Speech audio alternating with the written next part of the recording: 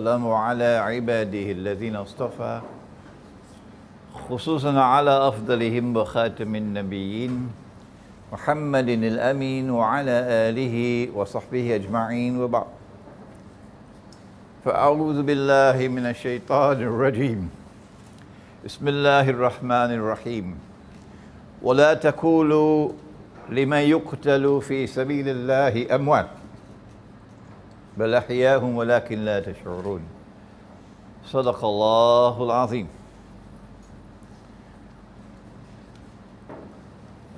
Brother Saqib, Brother Justin, brothers and sisters in Islam, it is indeed an emotional moment.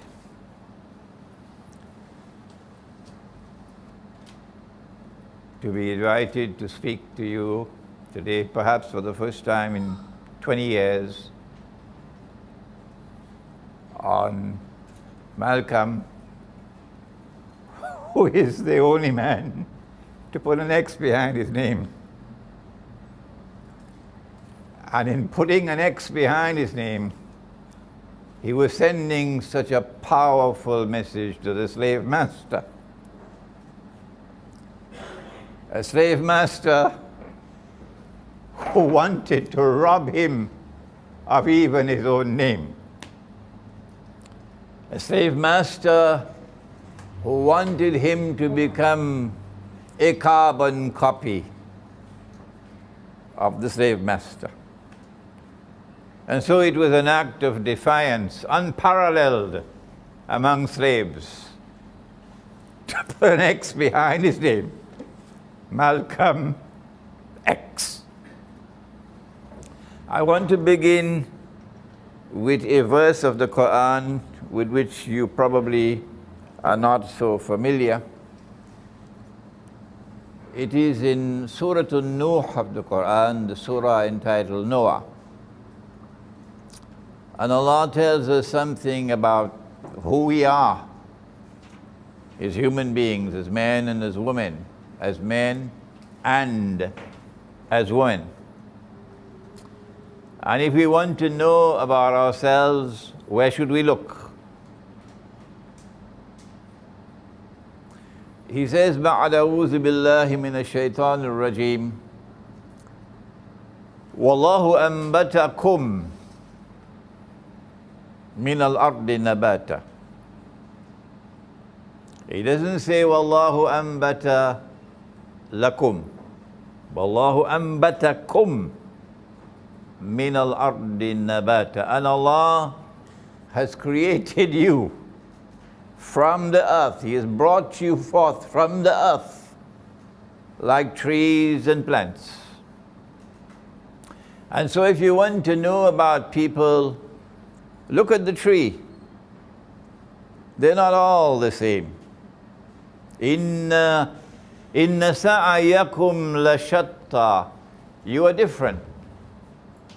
There are some trees which are ornamental trees, handsome men, beautiful women, like the ornamental trees. But then there are other trees which are for timber, to make furniture. And you don't take a tree for timber and send it to the beauty salon to make an ornamental tree. No. And then there are other trees which are for food, and others for fruit, and others which are medicinal. And when Allah's Messenger went on the journey through the Samawat, and he reached to the farthest point, it was a tree. But it was a tree which gave the best shade of all. Sidratul Muntaha, the Lot tree. So Allah also created trees which give good shade, like an umbrella. And so men are not all the same. The women are not all the same. And we must look to the aptitude of a person to see what kind of personality would come, what kind of possibilities there are for growth, what kind of versatility there is in this child. And so, once in a blue moon, a Malcolm is born. And for a few moments today, we will look to see what is it there was in Malcolm that made him so different from the rest. But what do we say of a tree which, when you cut it down, and that's what they did,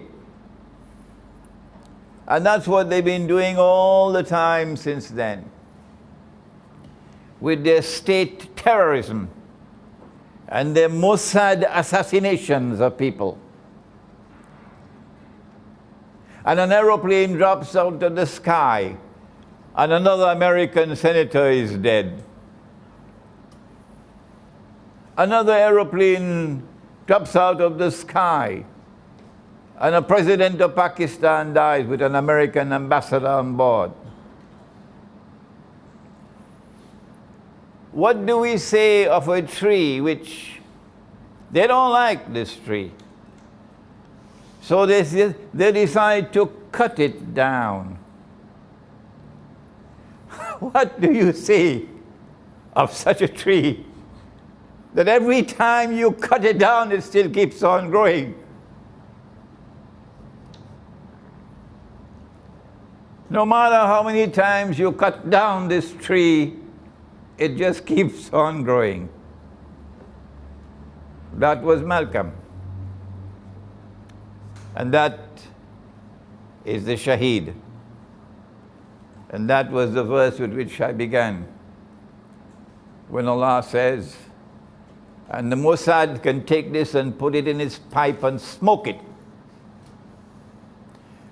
Do not say of those who've been killed in the way of Allah, in the way of truth, in the way of justice. Don't say of them that they are dead. You can't kill them. No, they are alive, but you can't see them.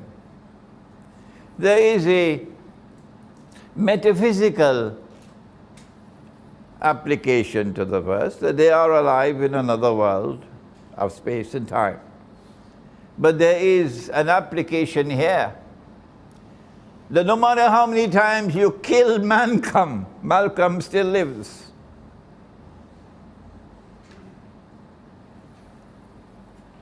Because the truth for which he lived and died lives on.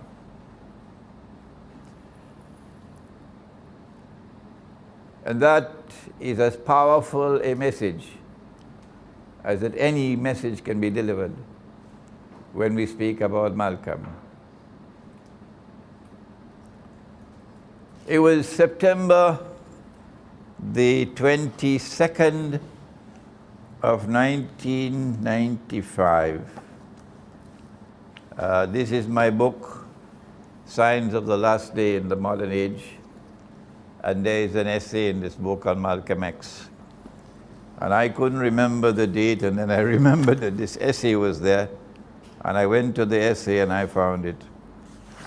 It was September the 22nd, 1996, sorry. And I was invited to be one of a panel of speakers to address a subject beyond Malcolm X, the future of Islamic leadership in North America. And the program was held in Midtown Manhattan. I had arrived in New York a few years earlier, and my profile was quite high in the tri-state area. But wherever I had gone to speak, I was always speaking about Malcolm. So the African American imams were curious. Who is this fellow? Well, they don't say fellow, they say guy. Who is this fellow from the Caribbean island of Trinidad? And he's always talking about Malcolm, Malcolm, Malcolm. And word finally reached Malcolm's wife, Betty Shabazz, Dr. Betty Shabazz. So I was invited to address the gathering together with 3 other scholars, one of whom was Palestinian, one of whom was an African-American imam, and I can't remember who was the 4th. And Betty Shabazz was invited to come and listen. When I arrived at the hall in Midtown, Manhattan, I was escorted to meet with her, Malcolm's wife. She was sitting at the back of the hall, behind everybody else.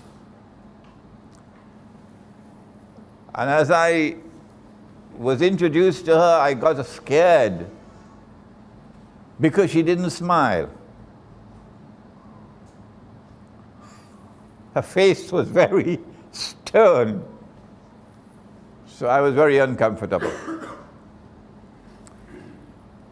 And then she explained that I'm sitting at the back so I can listen to you better.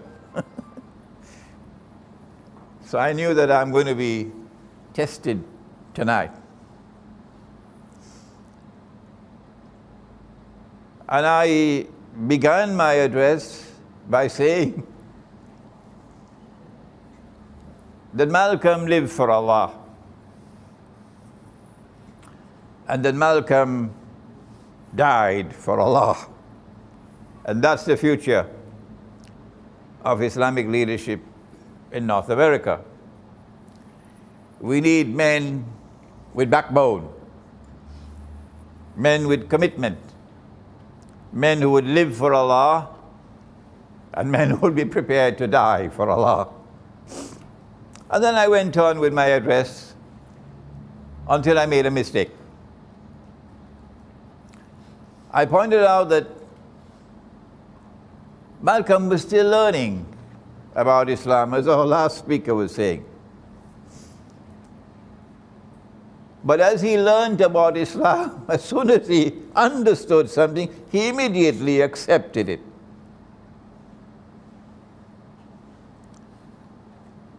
And one of the biggest problems of all of the world in the age of Malcolm, and since then it has been growing, has been the problem of Riba. This is poison. Once you are injected with Riba, it paralyzes you as an individual, as a nation, as a civilization. And you're incapable of fighting back because you are paralyzed because of Riba. It is a new form of slavery. So I said that Malcolm did not understand the subject of Riba. And the evidence is there in the autobiography that Alex Haley wrote. He dictated to Alex Haley, and I wish we could get those tapes. And then Alex Haley wrote the autobiography. That when his house was firebombed 1 week before he was killed, he went to Alex Haley and he got an advance to use as a down payment to get a mortgage to buy a house. Everybody buy houses that way, with Riba, a bank loan and interest. And here is evidence that Malcolm did not know the subject of Riba. Because if he had known it, he would never have done that. When the program was over, Betty Shabazz was invited to come forward and speak. And she took her time to walk forward. Oh, she walked forward very slowly from the back of the hall, and my heart is in my hand like that. What is she going to say about me? Because she'd been hearing about this fellow from the Caribbean, only talking about her husband. She came up to the platform, took the microphone, and began by her address by looking directly at me. The Imam said, "My husband lived for Allah." The Imam said, "My husband died for Allah." And the Imam is correct. I said, Alhamdulillah. But then she looked at me and not at the audience. "But Imam, he didn't sign the contract."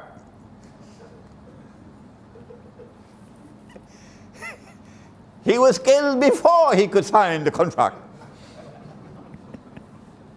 So he didn't die in Riba. She looked at me very fiercely when she said that. That was a very an unforgettable moment. The fierceness of the loyalty of the wife to that husband. After the program was over, I had to leave to give another lecture elsewhere. And she was autographing copies of the autobiography. And she autographed one for me. And it was sent to me after the program was over. And I put it down here. I couldn't remember what it is she said. She autographed a copy of the autobiography for me, and this is what she wrote. "You are a leader for men and women of all ages and all times. And may the peace and blessings of Allah forever guide you." And she signed Hajj Betty Shabazz, Mrs. MX.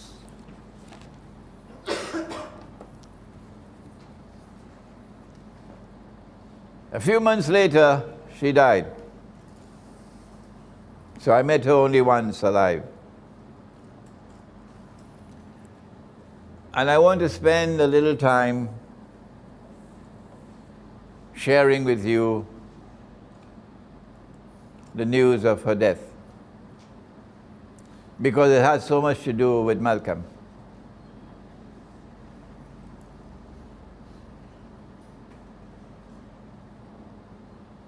Betty spoke publicly, and it was published, that she accused Louis Farrakhan, but they called him Minister Louis Farrakhan. She accused Louis Farrakhan of responsibility for her husband's murder, assassination.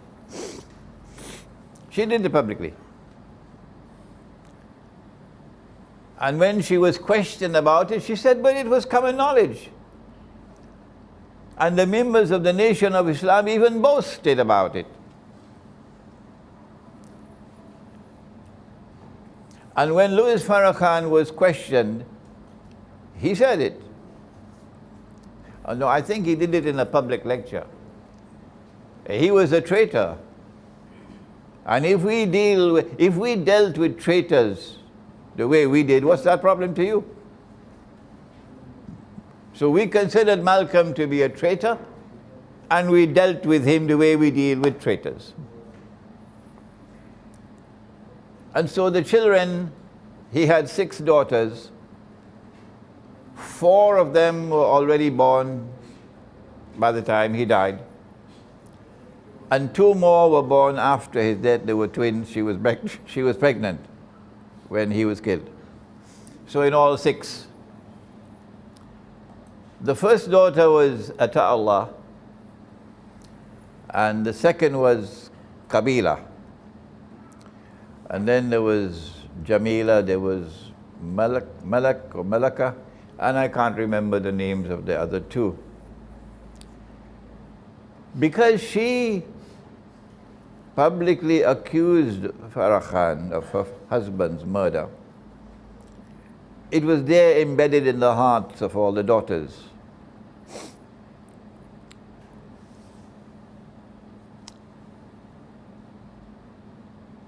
But the Million Man March was supposed to make Louis Farrakhan the undisputed leader of the African American people. And the Million Man March was in October 96, perhaps. And there was a big stumbling block in the way of Louis Farrakhan's Million Man March succeeding. A million men marching to Washington. And that stumbling block was, of course, the tree. No matter how many times they cut it down, it just keeps on growing. That was the stumbling block.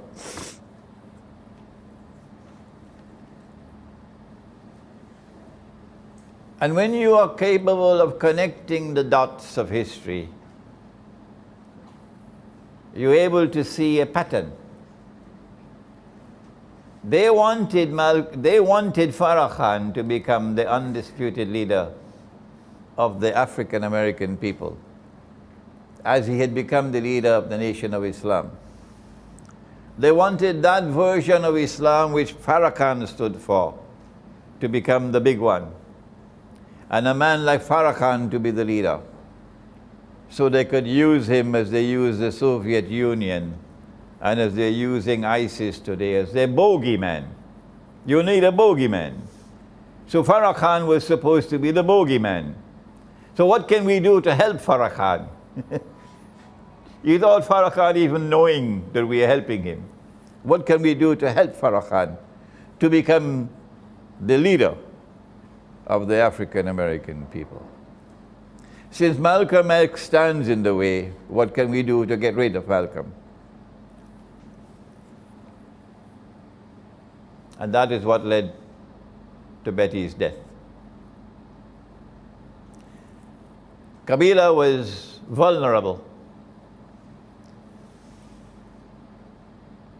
And who would not be when you were 4 years of age and you see your father gunned down? Even he was vulnerable, because his father was assassinated. Malcolm's father. They found his body on the rail track. Assassinated because that man stood up for the truth and for justice. And when Malcolm's father was assassinated, his mother lost her mental health and was admitted into a mental asylum, mental hospital. And then all the children were scattered off into orphan homes.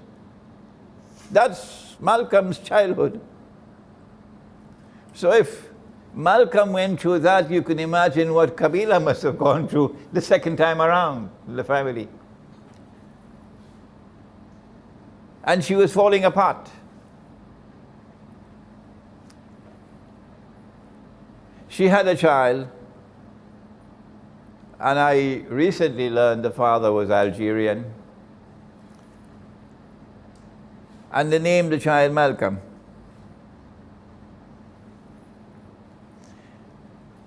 But Qabila's relationship with the Algerian was very short-lived, and she returned to the United States from France, from Paris, and she had a very, very, very rough life and eventually became alcoholic.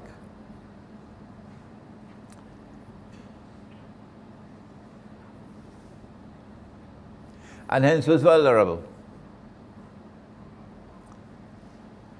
And the CIA, the FBI, use informants, and they use people to entrap you. Shame on you, FBI. Shame on you, FBI. Shame on you.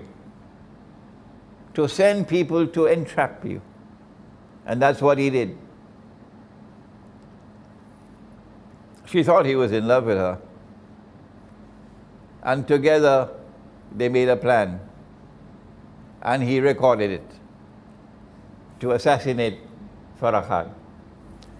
When she began to become hesitant about it and was trying to withdraw it, he is the one who was saying to her, no, we must stay with it. So if that case ever went to the court, the FBI would look terrible, terrible, if this case ever went to court. And then he handed over the tape, and she was arrested. And she faced 90 years in prison and about $2 million in fines for conspiring to assassinate.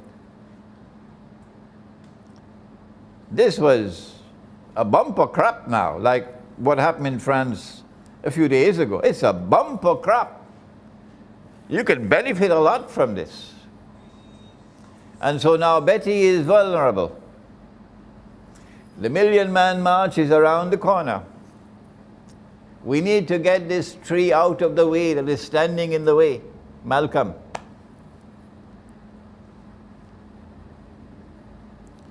And so it appears to me, and on Judgment Day we'll know, that the deal was struck. A deal was struck.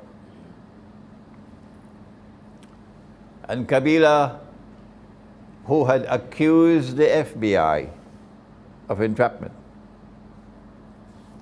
decided on a plea bargain, withdrawing the charge against the FBI,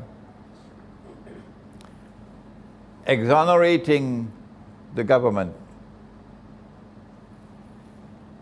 agreeing to 2 years of counseling and good behavior. And if this were to be fulfilled, then after 2 years the charges will be dropped. 1 month later, this is 1996, somewhere around the month of May, Betty Shabazz meets with Farrakhan in public in Harlem, shake hands with him. And Betty agrees to speak at the Million Man March. I connect the dots, and it seems to me very much as though a deal was struck. The FBI must have been very pleased with this deal, that they didn't have to go to court. Because public opinion in the United States of America was becoming increasingly negative towards the FBI on this case.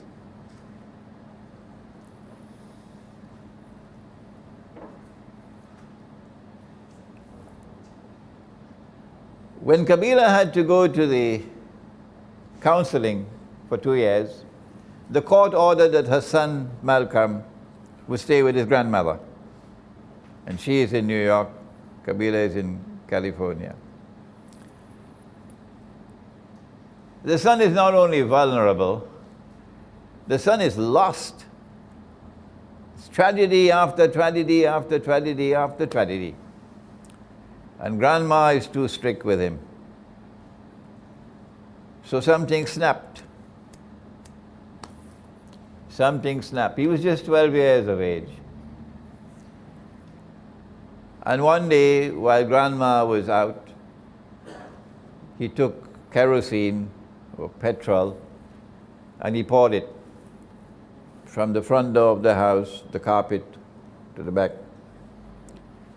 and waited for Grandma to come.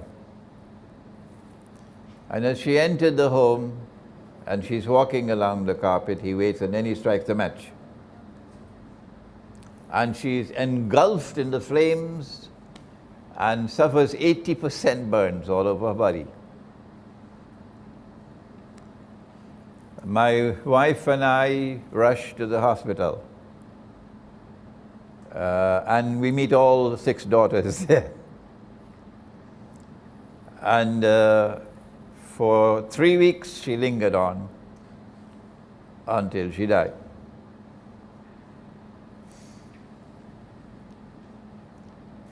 I then got a chance to visit Malcolm's grave. They had him buried far away from Brooklyn and from Harlem, so that nobody will ever go to his grave. There were limousines which took us after the Salatul Janaza at the masjid in Upper Manhattan. And when we went to the cemetery about 1 hour's drive away, for the first time I'm looking at Malcolm's grave. The same Imam who had led the Salatul Janaza for Malcolm led the Janaza for Betty. But before the body could be lowered into the grave, the daughters asked me to recite from the Quran.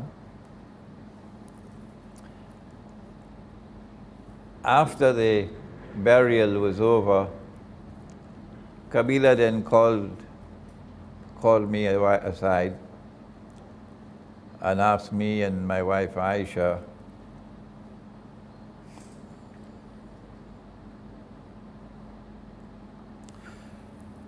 whether we would agree to take guardianship of Malcolm now that the grandmother is dead. So the court would have to appoint someone else. It broke my heart to say to her that we had our departure from the United States within 2 weeks of the funeral. We would not be in the United States.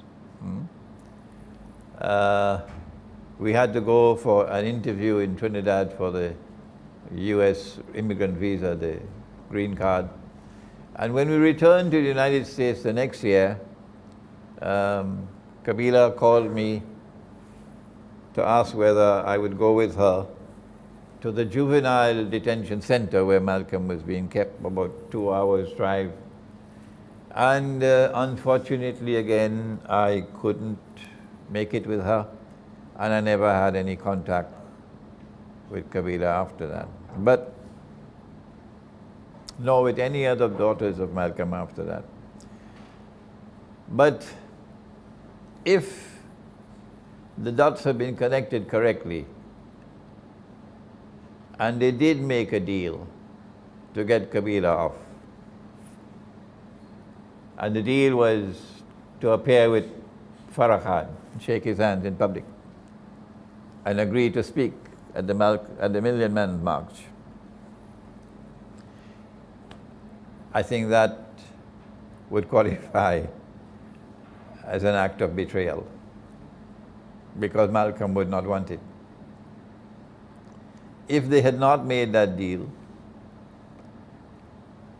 and if Betty had said, I prefer my daughter to go to prison for 90 years than to make a deal.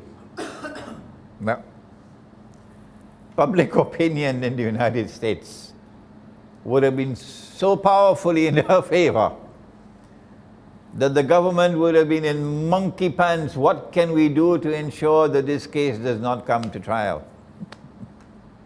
That's what they should have done. And maybe in making that deal, the writing was on the wall. And that's why she met her end in such a violent way.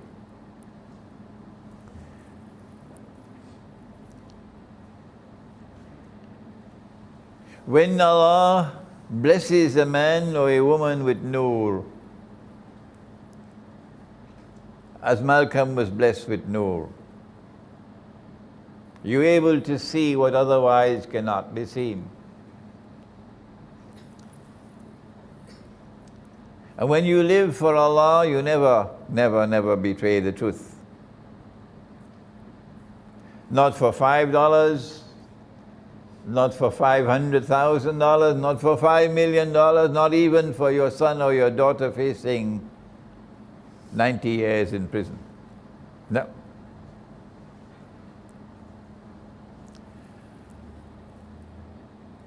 The reason why Malcolm remains today the most powerful of all examples of leadership is because I don't know whether he even knew of the verse of the Quran, but he embodied what Allah was speaking of in the Quran when Allah says, قُلْ إِنَّ صَلَاتِي وَنُسُكِي وَمَحْيَايَ وَمَمَاتِي لِلَّهِ رَبِّ الْعَالَمِينَ. Say, verily my prayer and my service of sacrifice and my very living and my very dying, everything is for Allah.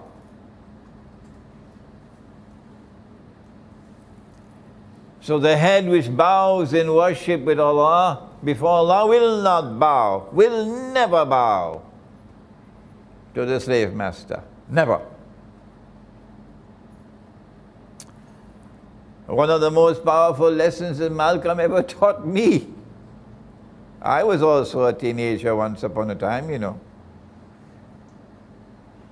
And I was also inspired as I was 19 and 20. When Malcolm spoke about the house slave and the field slave, and I wish the governments which now rule over the world of Islam would stop for a moment to study the subject of what's the difference between a house slave and a field slave.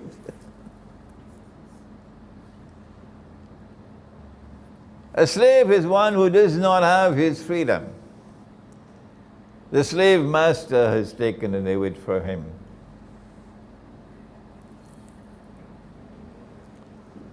The house slave is the one who identifies with the slave master. He is an appendage of the slave master. He lives in the slave master's house. He cleans his shoes.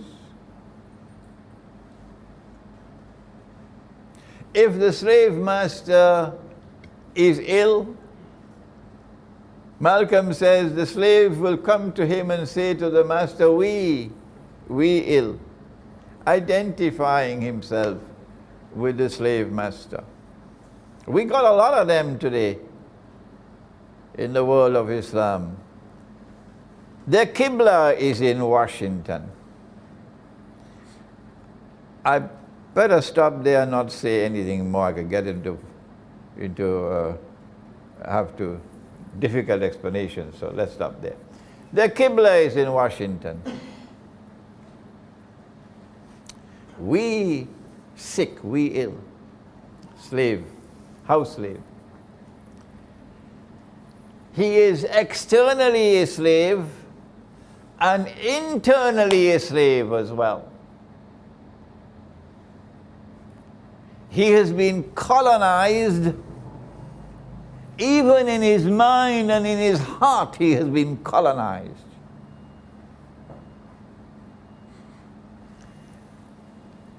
But then Malcolm spoke about the field slave,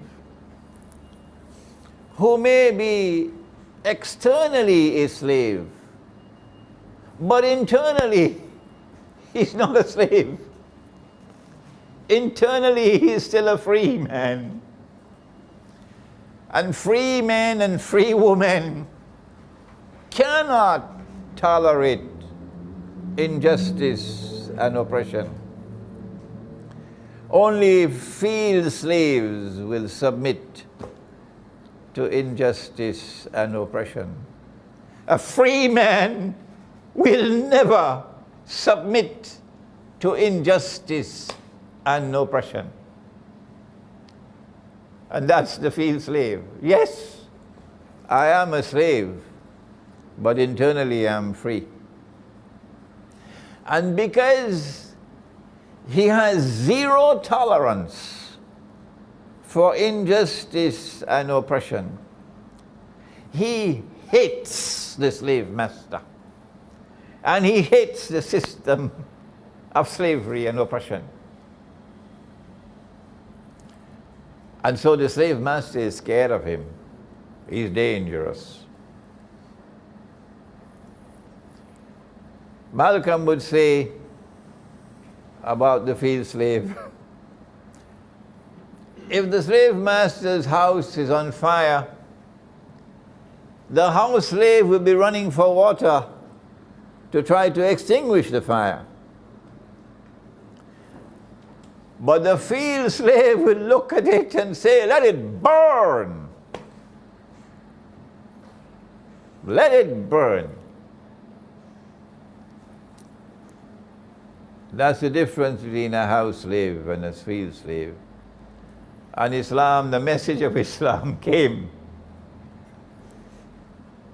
to give us men and women who would have internal freedom within them, who cannot be colonized, who cannot be enslaved internally, and who therefore would have zero tolerance for injustice and oppression, and who would hate the slave master and hate the system of oppression and enslavement, and who, when the slave master's house is on fire, they say, let it burn, let it burn. This is Malcolm's legacy to us. And this is what we need today. Because the slavery that he had experienced in his lifetime is now even greater. I have to bring my talk to an end, but I cannot do so without bringing some eschatology into the discussion. It's not enough to say that Malcolm had courage, and that's what we need. That Malcolm had integrity. You couldn't buy him. No, he was not for sale. And that's what we need. It's not enough for me to point out to you that I did briefly that Malcolm had insight. He could see what so many others could not see. And that insight comes only when you have courage and you have integrity. That Allah blesses you with nur. But it's more than that.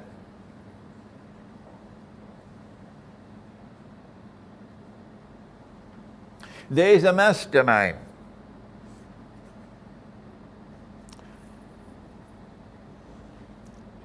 whose goal is to rule the world from Jerusalem.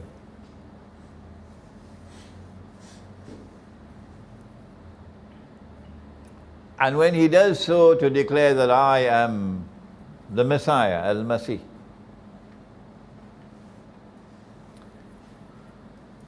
And the capacity to connect the dots of history will allow us to understand the emergence of Britain as a ruling state in the world, Pax Britannica. If Malcolm were present here today, oh, he would love this part of the lecture. Because he had a passion for understanding the world. And there was no one in that time who could explain this to him. None. Pax Britannica came into being as stage one of the process, which will culminate with that mastermind ruling the world from Jerusalem. Pax Britannica was the leader of the old world. the concert of Europe and the rest of Africa and Asia.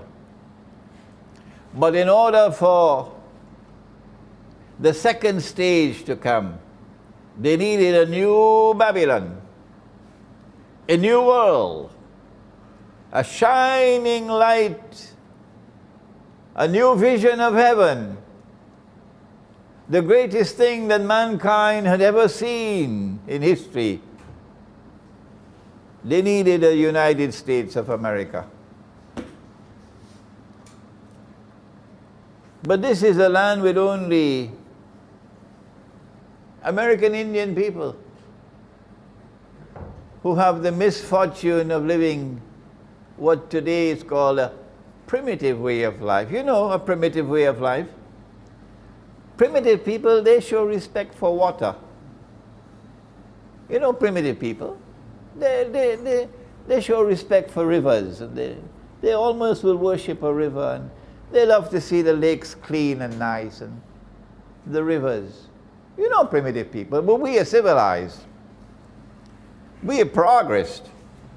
We take all our sewage and we pump it into the rivers and into the lakes and to the coastal waters, and that is called progress. So the American Indian people live the primitive way of life. And Surah Al-Kahf of the Quran directs attention to it when Zulkarnain went on his second journey. لَمْ نَجْعَلْ لَهُمْ مِن دُونِهَا سِتْرًا. Allah is so economical in His language. لَمْ نَجْعَلْ لَهُمْ مِن دُونِهَا سِتْرًا. And Zulkarnain, because power rests on the foundations of faith, he had the integrity and the compassion and the wisdom to allow that way of life to remain undisturbed. But he is Karnain, not two horns, no. Karnain means two ages here. And so there is an age which is to come when Gog and Magog will behave the opposite. And the primitive way of life would be destroyed so that a new Babylon, a new heaven rather, could emerge in North America. You can't build it overnight. That's what they did. They built it overnight. What Europe took hundreds of years to build, they had to build it overnight because Pax Americana has to succeed Pax Britannica. And in order to build it overnight, you have to do what Pharaoh did. He built the pyramids with slave labor. And so they had to build America with slave labor. And that's why they had to take Africa out to build America. But who cares about that today?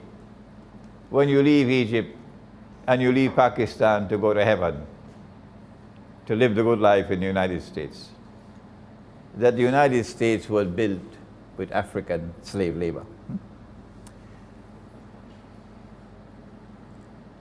Well, those African slaves who become house slaves, we don't have to worry about them. We could put one on television and make her a star called Oprah. We could put others out there and make them boxing stars. We could put others out there and make them musicians, and and they will become entertainment, and they would constitute no threat. But what do you do with the field slaves? We must ensure that they all become Christians. Our version of Christianity, the Western Christian version of Christianity, which says you mustn't grow a beard.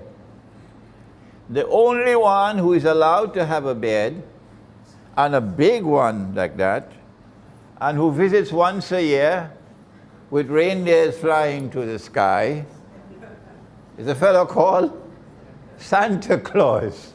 Everybody else, shave off your beard. I'm talking about that version of Christianity.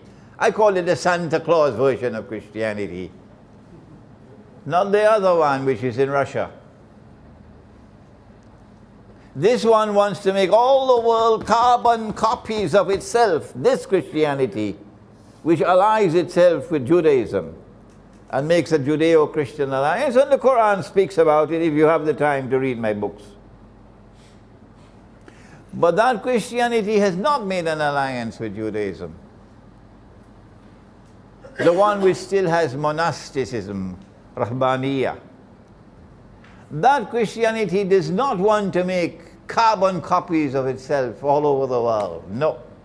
Orthodox Christianity in Russia and in Greece and in Bulgaria and in Armenia and in Syria and in Egypt, Orthodox Christianity does not have that agenda of transforming all the rest of mankind into carbon copies of itself. When will you wake up?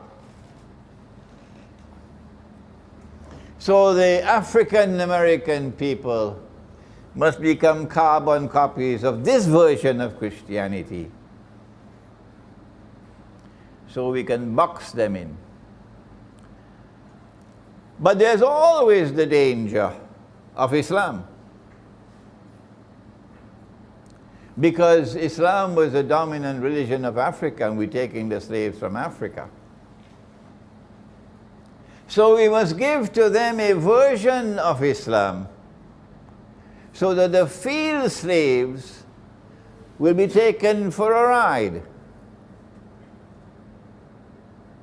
There are many in the United States, when they listen to this lecture today, are going to be very angry with me. But the truth is the truth. The Prophet ﷺ warned about many Dajjals. He said, Dajjaluna kadzabuna qaribun min thalathin. There would be so many Dajjal, there will be almost 30 of them. Before Mr. Dajjal himself comes along. And they'll all claim to be a prophet. They will all claim to be a prophet. And Elijah was taken for a ride. He claimed to be a prophet. And he said that Allah came in the person of our Muhammad in Chicago, of all places. And appointed him as a prophet. And so was born this version of Islam. But that is only the fun part of it. That's not the serious part. And Louis Farrakhan knows that very well. He's a very intelligent man, incidentally. Farrakhan is a very, very intelligent man. I sat down with Farrakhan one-on-one, he and I alone in the room, for 3 hours. 3 hours. And I knew I was sitting in the presence of a very intelligent man. So he knows where he misses. He knows that's rubbish. The real dangerous part is elsewhere, not there. This business about Farad Muhammad is God and appointed his prophet, he knows that's rubbish. It is the Ahmadiyya movement. The Ahmadiyya movement of Mirza Ghulam Ahmad was up to its neck with the Nation of Islam, indoctrinating the Nation of Islam to the extent that Walis Muhammad died with those beliefs. W. Muhammad. That Jesus isn't coming back. Nabi Isa alayhi salam is dead, he's not coming back.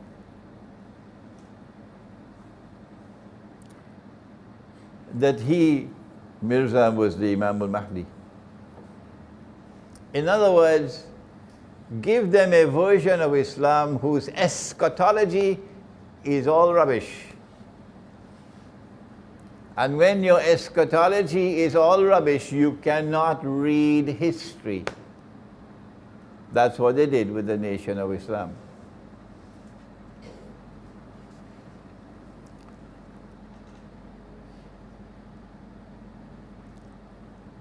But in the same way that Allah took out of the palace of Pharaoh, He took a child into the palace, put him in a basket on the river, and the basket went to the palace, and the child was brought up in the palace, who will one day topple the crown of Pharaoh. So too, from within the bosom of the Nation of Islam, Allah brought out a diamond of Malcolm X.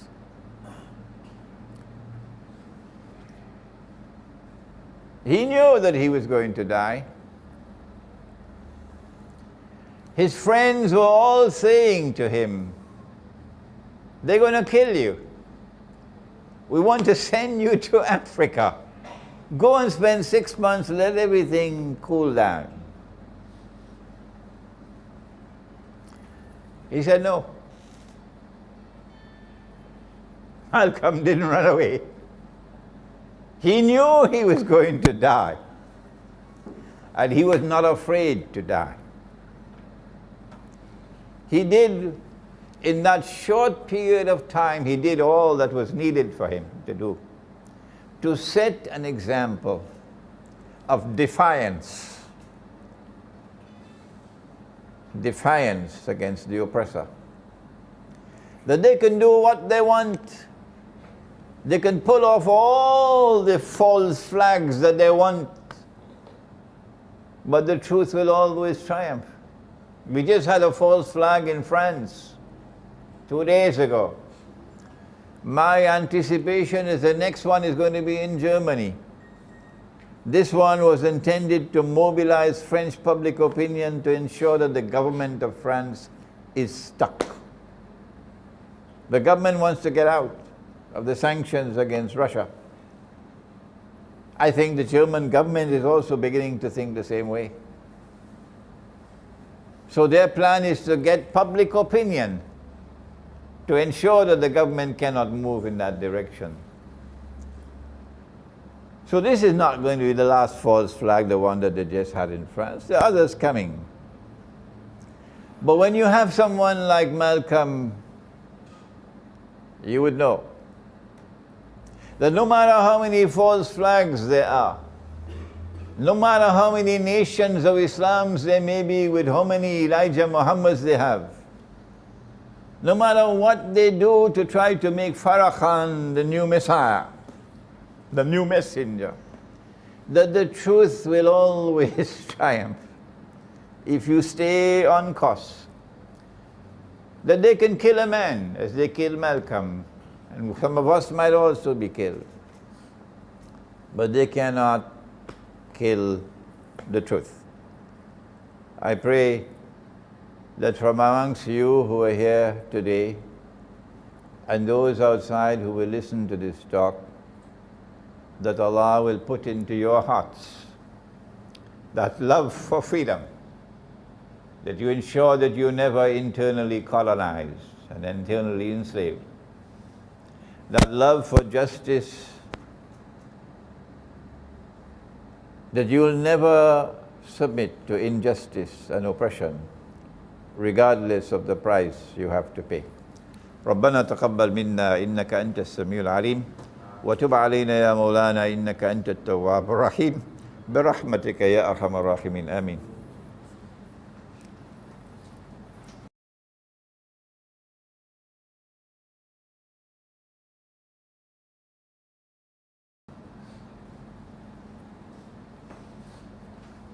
Assalamualaikum warahmatullahi wabarakatuh. Question, in Islamic eschatology perspective, in Malaysia, what is your opinion if Malaysia agree with EPPA instead of BRIC in terms of Islamic eschatology perspective? That is my question.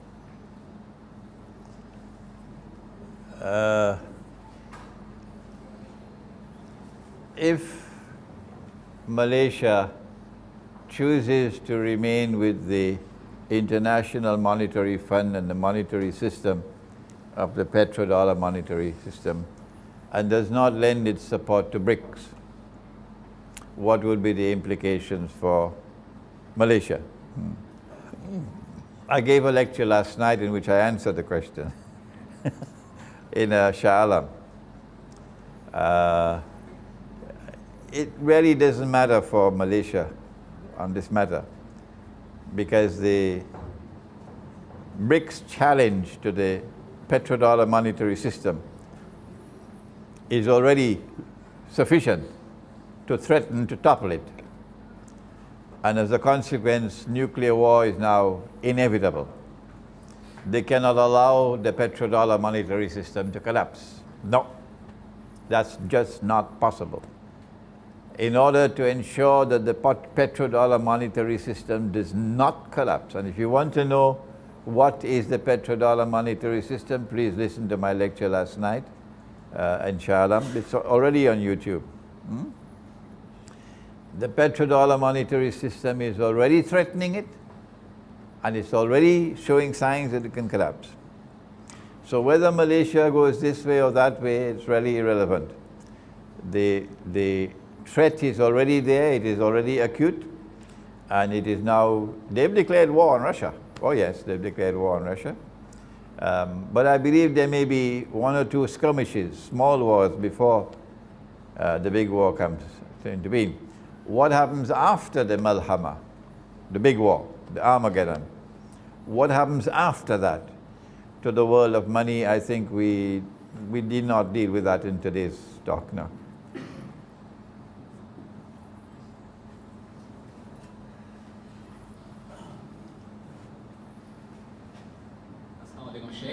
I've come from overseas, just like I did last time from the US on 16th October at your university. Okay. Where do you come from? Singapore. Oh, Singapore, okay. Pakistani origin, if you remember. Anyway, I've got two questions. My first question is that... Oh, one at a time, please. Okay, one at a time. My first question is that in your book, Jerusalem, the Quran, you've referred to the suicide bombers as shuhada, and as my understanding is that suicide bombing and the killing of innocent people is prohibited. So I just need some explanation on that. And yeah, that's the first question. It continues in the same book. You've referred to the Taliban as they follow the school of thought of Deobandi. So is the Deobandi school of thought accurate? And yeah, can you just explain, please? Well, I would have really much preferred questions which would have been relevant to our topic, because these are not very useful diversions, not very useful, when the focus of attention is on Malcolm X. So, number one, I don't think I've ever spoken about suicide bombers in my life. I don't use the term suicide bombers. Somebody else may use it, okay? And number two, I've stopped using the word Taliban long ago. You can go into my lectures, you can go into my writings. The last time I may have been used the word Taliban must have been about 20 years ago. I've stopped using the term, because I don't want to have to answer questions about Taliban.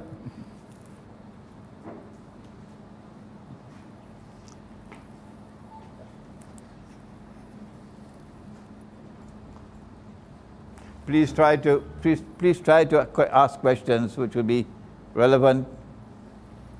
Assalamualaikum warahmatullahi wabarakatuh. My name is Imran Hosein from Indonesia, Jakarta. MashaAllah. Sorry, Sheikh. Maybe my question out of context, but still compatible with akhir zaman. I have heard many topics from you, from your lecture. Here I want to ask you about your opinion in the topic, the return of Nabi Isa alayhi salam. Your explanation is very interesting, especially from ayat al-Quran which explain Nabi Isa that Allah said, "A'udhu billahi minasyaitonir rajim." You are not kill him and you are not crucify him, but like a parent.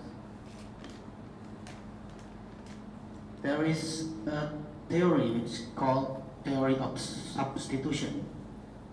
They said Allah calls someone else to assume that appearance of Nabi Isa alayhi salam.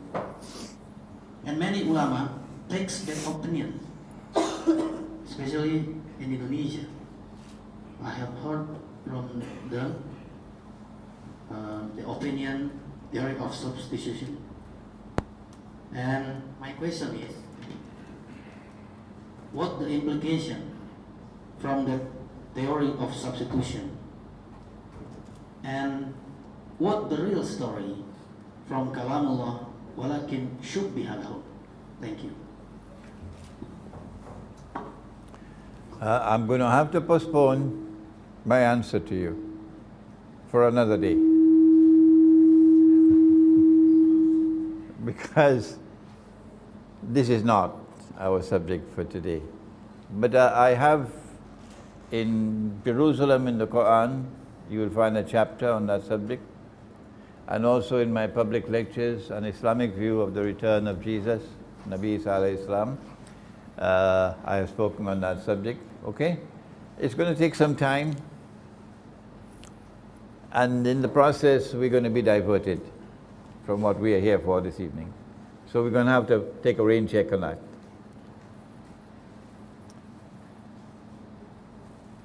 The remaining questions. Sami.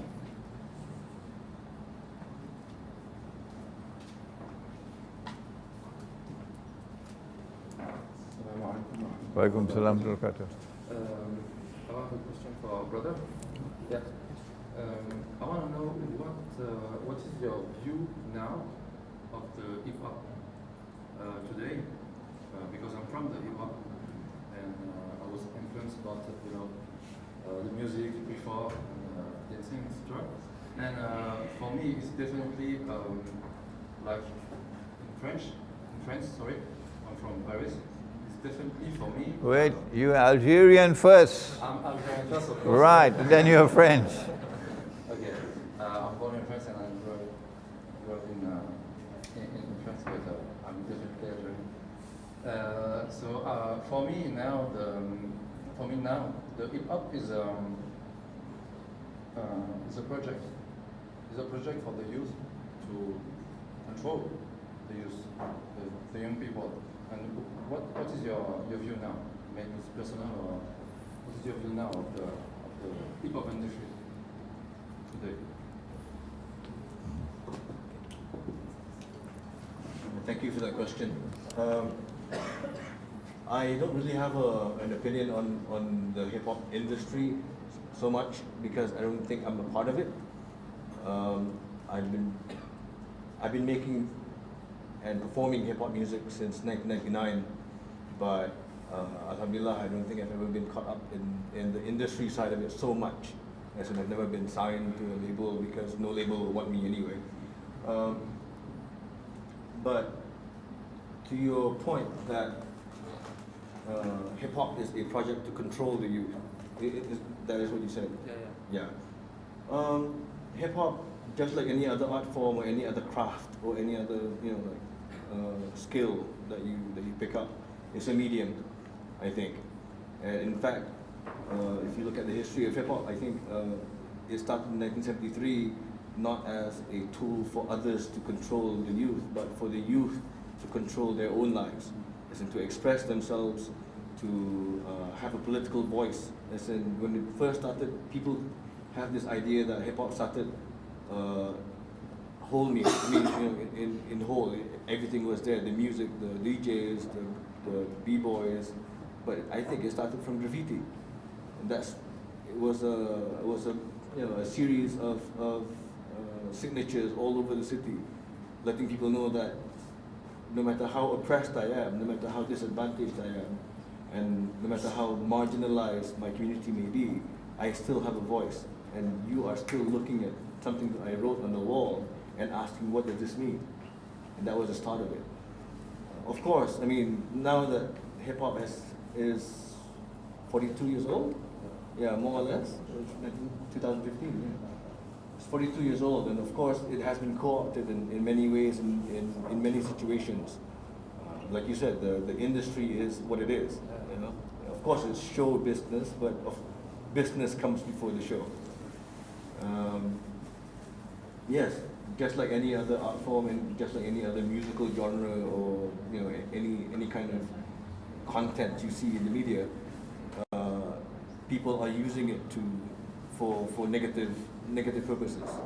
But as members of the hip hop community, as young people, because hip hop is by definition a young person's game. I'm about to be, you know, disqualified from it very soon. You have to take control of it. It's a tool. I mean, it's a car, or it's a hammer, or it's a, you know, you can drive your car to the mosque, or you can drive your car to the nightclub. And that's how I see it personally.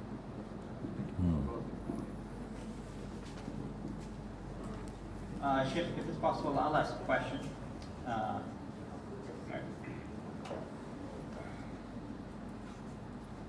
Assalamu alaikum, Sheikh.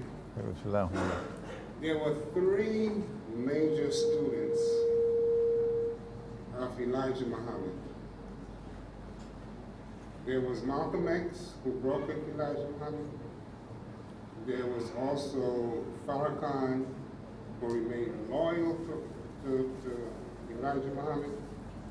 And there was also Imam Muhammad, who broke with Elijah Muhammad, and the one that Malcolm X had the most respect for and went to for counsel.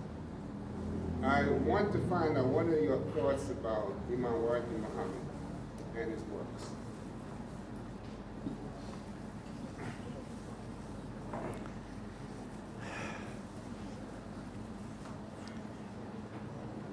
The Nation of Islam had the annual convention, I believe it was in Chicago, before Malcolm could be buried. Am I correct? Good. Warisuddin Muhammad had broken with his father, and Malcolm had an alliance with Warisuddin.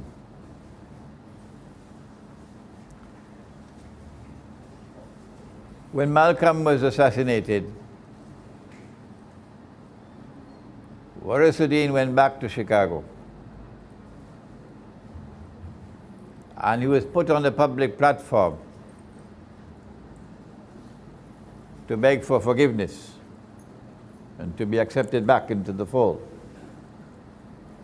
Before Malcolm could be even buried,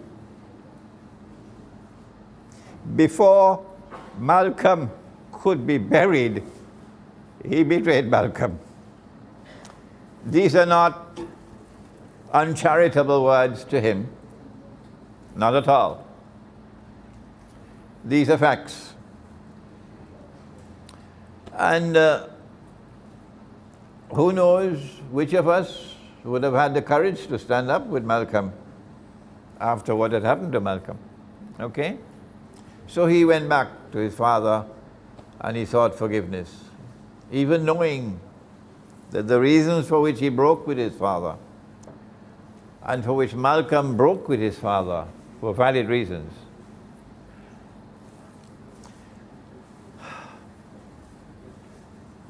This cannot be an exemplary profile of courage, no. This cannot be an exemplary profile of courage on the part of Warisuddin. He went on after his father's death to lead the movement and to attempt to create a new North American fiqh, North American school of law. Islamic School of Law, which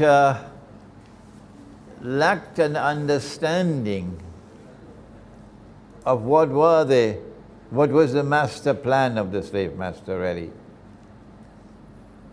That you cannot stay within the corporate world of riba and carve out a niche for yourself of business success. Our last speaker is a graduate of the MIT, so he knows what I'm talking about. He was also born in the island of Trinidad in which I was born. You cannot seek to carve out of that corporate world built by riba a niche for the African American people of business success. No, it shows a lack of understanding of the system of riba which the slave master had given. And this was a weakness in the intellect and the knowledge system of Warisuddin Muhammad. Nor did I ever see in him and in Farrakhan and in the Nation of Islam since then any understanding at all up to this day of the very defective eschatology that they had got from the Ahmadiyya movement. I don't want to speak uncharitably about the man. Allah has called him away from this world. And there are millions of people, of African American people, who still have very, very sympathetic views about him. So I want to confine my remarks to these three things. Number one, that this is not a profile of courage that impresses me. That before your friend Malcolm, your brother Malcolm could be buried, you abandon him and run back to your father and beg for forgiveness. Number two, that you cannot carve out from the riba world of corporate business a niche for the African American people of business success and hold that as a model, when rather you should be attacking the system of riba and offering an alternative to it. And number three, that the eschatology that Warisuddin Muhammad had all through his life, and Malcolm and Farrakhan still has, and Elijah had, was taken wholesale from the Ahmadiyya movement of Mirza Ghulam Ahmad Qadian, and it is totally corrupted and defective. And they should come to our eschatology to understand what is proper eschatology in Islam.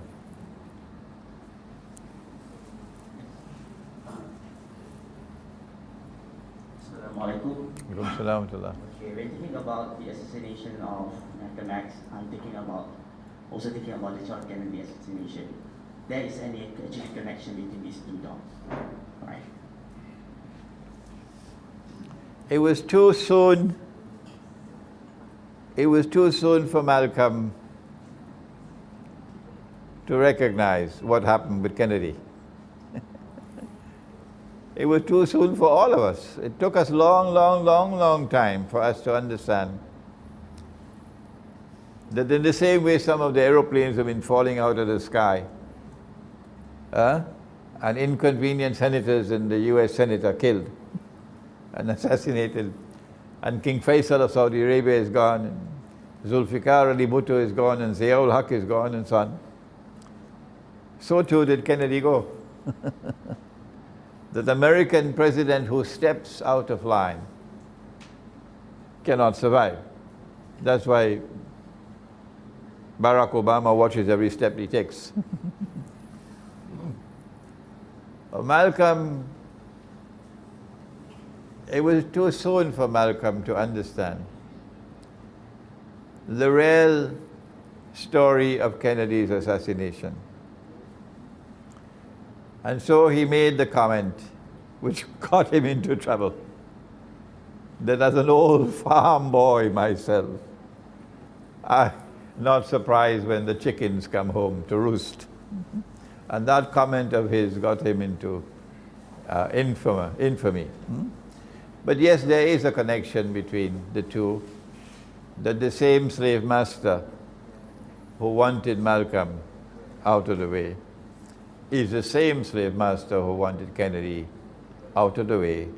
And then Kennedy's son, the little child John, who grew up, he also, another aeroplane fell out of the sky, and John Kennedy Jr. also went away. Any further questions?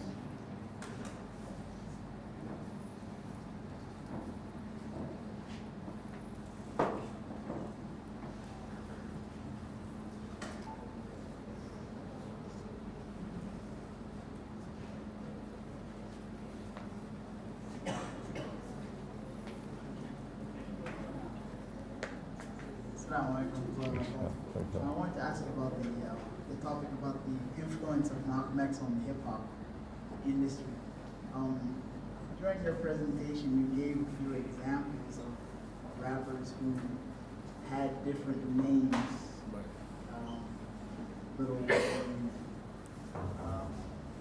Kanye West never changed his name. And I just didn't see any connection between the changes that were made in Malcolm X's life and these superficial names, these stage names that these rappers made. Like, I'm from America, I live there. I mean, Malcolm X went to jail and developed as a human being. And, you know, he had a historical awakening, and he changed his name. These people got signed by a record company, and then they created a stage name. So I really didn't see the connection. I don't think Lil Wayne was inspired by Malcolm X to become Lil Wayne. I don't know. Maybe you know something I don't know, but I don't think that's a fair connection, because we're talking about one person that's developing and another person who's pretty much degenerating. Right. Okay, and then visibly. Yes, and for you probably know. And then also the picture of Malcolm X. Sorry, picture of Malcolm X that you showed, you know, with him holding a gun. If you might be aware, it was recently, as many people say, misappropriated by another singer named Nicki Minaj, and she tried to put it on the cover of one of her labels, and it's called something very bad. I don't want to say the name of it, but if you're familiar with hip hop, it's there, and they put that name, and a lot of the African American community came out against that. So I didn't see any examples of anyone in hip hop who was clearly, positively influenced by Malcolm X. Maybe Public Enemy and these previous guys, they were, you know, conscious and doing some things. But from the current people, I would not even put their names next to Malcolm X, because I don't see anything in common. So maybe you could clarify that. Sure, of course. Yeah, thank you so much for the question. I was kind of hoping someone would bring that up. But yeah, someone like as we discussed, Lil Wayne has very little in connection to what Malcolm X went through. But Malcolm X himself had his impact on the way people look at the process of transformation, of how do I, you know, tweak myself a little bit, modify my outward and inward presentation so that I can be a better person for tomorrow, in any sense of the word. That is, I think, quite prevalent in hip hop culture. The fact that, well, earlier on in hip hop history, MCs changed their names not directly because of Malcolm X, but because they wanted to avoid arrest warrants. They wanted to, you know, they wanted to not use the government names, and therefore they chose the pen name instead when they went on to perform. And like I said, also during my presentation today, that Malcolm X himself was almost never sure of what he was doing. He just kept on trying to see what fit and how things would be different for him were he to do something different. Would he become a different person? Granted, a lot of the examples I put out are mainstream artists, people who, like you said, are signed to a label, who are most probably and if not guided, I'm not sure if that's the right word, or pressured by the A&R executives to rebrand, or this year you're wearing something else because you've got new sponsors now. But yeah, that concept of reimagining yourself, especially in hip hop culture, owes a lot to what Malcolm X went through, for better or for worse. His decision to constantly reinvent himself inspired a lot of people in hip hop culture to do the same. Whether for good or for ill, that's not for me to judge. I mean, that's on each and every individual. If you want to reinvent yourself, if you want to rename yourself, as I did. I mean, Words Manifest is my third MC name. The first two were not so good, which is why I don't use them anymore. But yeah, I mean, you don't have to get it right the first time. I mean, I think that's one of the major lessons that Malcolm X taught us. Just keep trying. Thank you. At this point, are there any further questions? No. Okay, we'd just like to thank both of our speakers and just for their thoughts, and hopefully, inshallah, through the program, you've got a bit of insight on an individual who still has a big impact for all of us, and someone who I hope you'll take some steps to explore further. We have the autobiography, a copy there, so you can just look, and but do try and get your own copy as well. At this point, before we break, just one reminder of an upcoming event that Riba will be doing. It's called Understanding Money. It's a 3-part series lecture series that will be held at UIA, and the details are in the flyer available near the registration counter. And the basic idea of the Understanding Money lecture circuit is to look at money as more than just a tool of exchange, a medium of exchange, but what Islam actually says about money. What are the standards that we should be using as money? And it really explores the topic in depth, but from an introductory level. So for those of you who are unfamiliar with the topic of what money is, this will be a very good opportunity to learn the basics. And if you can take a flyer here, it'll have the information. To register, similar to this program, you just have to email unriba@gmail.com, and we'll process your registration. And that begins on the 14th, which is Wednesday, and the other parts of the series are on the 21st and the 28th. And before I split, I'd just like to remind those of you who haven't signed your name in for the registration to do so before you leave, and just enjoy some savory snacks as well. And I think at this time we'll break for Salah. So we'd like to thank you all again for your participation in this event, and inshallah we'll see you at future events as well. Thank you. Assalamu alaikum.